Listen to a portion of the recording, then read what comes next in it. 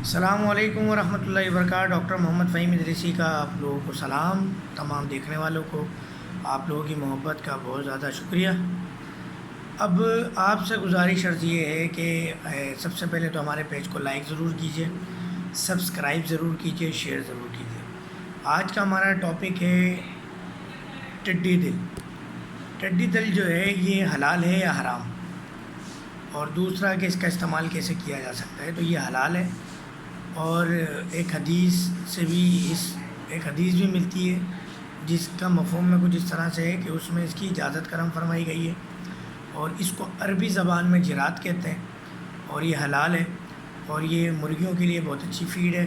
لوگ اس کا کاروبار کر رہے ہیں، اس کو پکڑ کے فیکٹریز کو سیل آؤٹ کر رہے ہیں، تو یہ بھی حلال ہے اور جائز کاروبار ہے، بشرطے کہ کسی اور کی زمین سے نہ پکڑیں آپ، یعنی کسی بغیر اجازت نہ پکڑیں، تو وہ ایک الگ ہے۔ مگر جہاں تک ٹڈی دل کا مسئلہ ہے وہ حلال ہے، اس کا کھانا بھی اور اس کا شکار بھی اور اس کی تجارت بھی۔ جزاک اللہ، لائک ضرور کیجیے گا۔ السلام علیکم ورحمۃ اللہ وبرکاتہ۔